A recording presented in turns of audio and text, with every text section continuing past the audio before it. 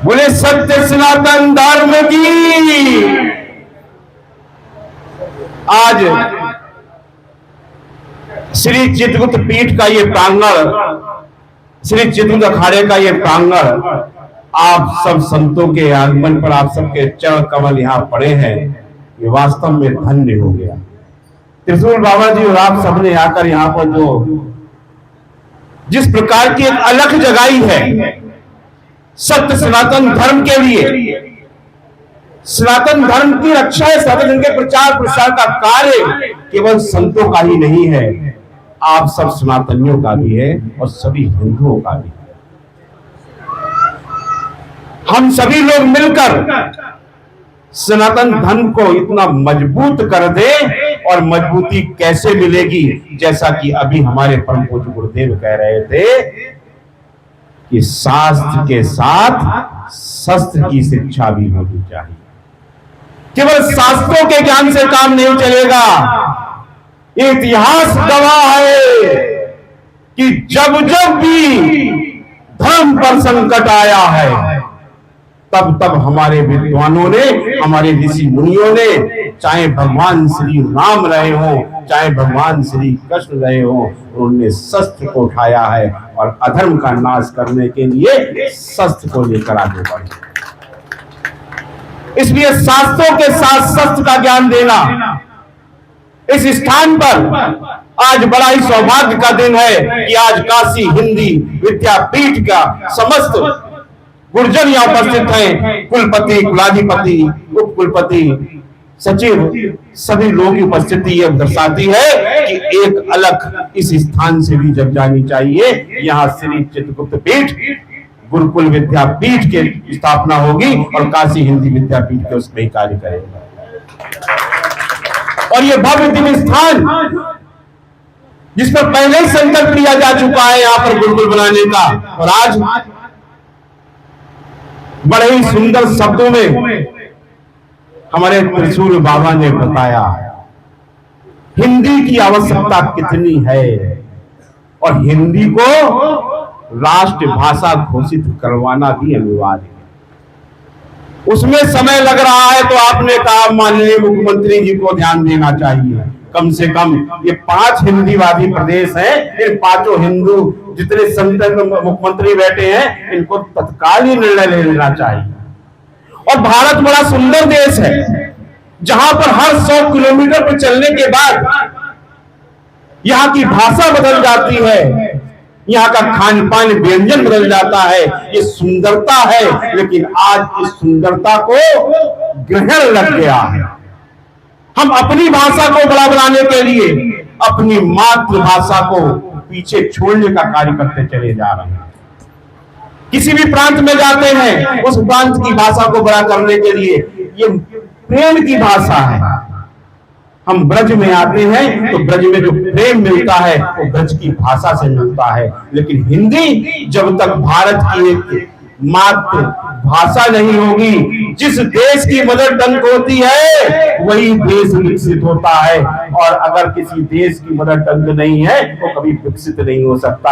आज चाहे चाइना की बात कर ली जाए, चाहे अमेरिका की बात कर ली जाए, चाहे ऑस्ट्रेलिया की बात कर ली जाए, चाहे कनाडा की बात कर ली जाए, उनकी अपनी एक भाषा है और उसी भाषा में वो व्यापार करते हैं, उसी भाषा में अपनी बातों का आदान प्रदान करते हैं। लेकिन हमारा भारत है, हमें सब भाषाओं का ज्ञान होना चाहिए।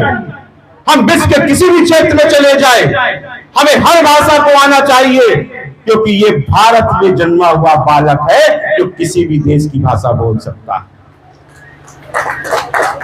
ये हमारा अभिमान स्वाभिमान होना चाहिए, लेकिन अपनी भाषा को छोड़ने का प्रयास कभी नहीं करें। जब हमारे देश में विदेशी आकर आए तो उसे हमारी भाषा में उससे क्या कितनी प्रेम की भाषा है।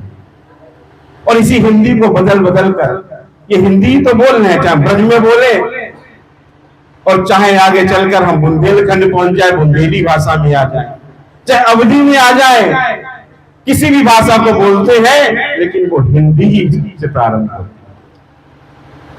है। और आज ये भाषा, ये प्रांत की लड़ाई, भारत की स्थिति क्या हो चुकी है, आज हम संतों का चिंतन है, हर सनातनी का चिंतन होना चाहिए, हर हिंदू का चिंतन होना चाहिए। कश्मीर तुमने खो दिया, कन्याकुमारी भी तुम्हारा चला गया, केरल भी गया, पश्चिम बंगाल भी गया। और अगर ऐसे ही माता ताई पीटते रहोगे, मैं करते रहोगे, तो वो दिन दूर नहीं जब बकरे की तरह सारे के सारे काट दिए जाओगे। अगर बचना है, अगर वास्तव में सनातनी बनकर रहना है, तो पहले सनातन के संस्कारों को वापस ग्रहण करना शुरू कर दो।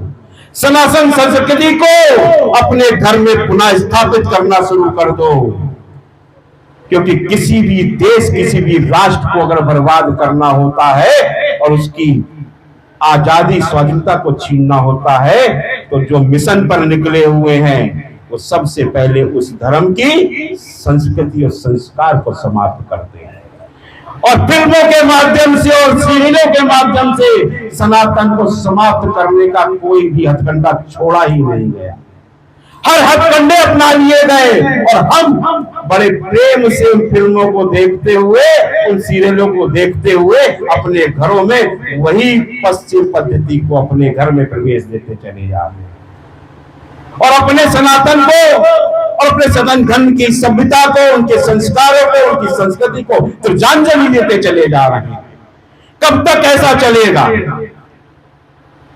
एक एक संत निकलकर चीख चीख कर कह रहा है, लेकिन कब कोई सभा होती है, सत्संग होता है, कुछ देर तालियां बजती हैं, कुछ देर लोग अपना विश्वास करते हैं और 1% लोग ही हैं जो उस पर चलने का प्रयास करते हैं। 99% लोग जब निकलते हैं किसी के अंतिम संस्कार के बाद तो भूल जाते हैं कि उसकी अंतिम यात्रा यही कहां पर जाकर रुकनी। अरे सनातन ने आपको दिया है जन्म, इस मानव काया में भगवान चित्रगुप्त जी के आशीर्वाद से आपको जो मानव काया मिली है, ये केवल सेवा भाव के लिए मिली है, प्रेम भाव के लिए मिली है और एक कार्य बड़ा करने के मिली है। सनातन में इसलिए जन्मे हो, अगर तुम्हारी धर्म की तरफ, तुम्हारे घर की तरफ, तुम्हारे परिवार की तरफ, तुम्हारी बेटी की तरफ, तुम्हारी बहन की तरफ अगर कोई गिद्ध आंखें उठाने की कोशिश करे तो उसकी आंखें नोच कर फेंक देना। अरे सनातनियों उठो, जागो और चलो, अब समय आ चुका है इस भारत को बदलने का, इस राष्ट्र को हिंदू राष्ट्र बनाने का, इस भारत को विश्व गुरु बनाने का। अगर सब नहीं चलोगे, अलग अलग चलोगे, जातियों में बटे रहोगे, मैं करते रहोगे, तो जैसे हुआ है, तुम्हारा इतिहास गवाह है तुम्हें किस प्रकार से चला गया है। कहां था तुम्हारा कंधार और कहां था तुम्हारा श्रीलंका? तुम्हारे ग्रंथों में है। महाभारत की बात करो, चाहे तुम रामायण की बात करो, तुम अपने ग्रंथों को उठाकर देखोगे तो श्रीलंका भी भारत का हिस्सा था और कंधार जहां अफगानिस्तान में था वो भी तुम्हारे ही देश का हिस्सा था। और आज तुम्हारे देश का हिस्सा तुम कहते हो कश्मीर से कन्याकुमारी तक है, भूल जाओ, कश्मीर से कन्याकुमारी तक भी नहीं रह गया। पश्चिम बंगाल की रोज खबरें आ रही हैं, केरल की रोज खबरें आ रही हैं, किस प्रकार से हिंदुओं को मारा काटा जा रहा है, किस प्रकार से हमारी बच्चियों को निकाल के ले जाया जा रहा है। बंगाल के अंदर क्या हुआ है अभी हम सब ने आंखों से देखा। कोई विश्व का देश बोलने को तैयार नहीं।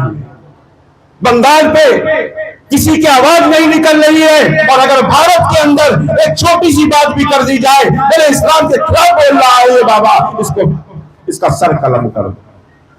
हमारे खिलाफ 56 देश नहीं, 156 देश उठ के खड़े हो जाते हैं और एक भारत है जिसका हिंदू स्वयं उठ के खड़ा होने को तैयार नहीं। मेरे प्यारे सनातनियों, केवल गाल बजाने से काम नहीं चलेगा, केवल ढोल बजाने से काम नहीं चलेगा। अब समय आ चुका है और भगवान श्री राम, भगवान श्री कृष्ण का संदेश तुम सबको यही है कि अपने प्रभु की आस्था यही लेकर चलना कि अब धर्म को बचाना है। धर्म पर वास्तव में संकट आ चुका है। आज हिंदू धर्म खतरे में है, आज सनातन धर्म खतरे में है, आज तुम्हारा भारत खतरे में है, आज भारत का एक एक अंग खतरे में है। इसको बचाना होगा तो हम सबको सोच समझ के आगे चलना होगा। और इसकी शुरुआत करने के लिए महाराज जी मैं आप सबको आमंत्रित करता हूं 30 अप्रैल को हम सभी लोग मां यमुना के तट से, विश्राम घाट से, धनराज जी के मंदिर से, वहां से मां गंगा का जल लेकर यहां से पदयात्रा करते हुए दिल्ली की ओर जा रहे हैं।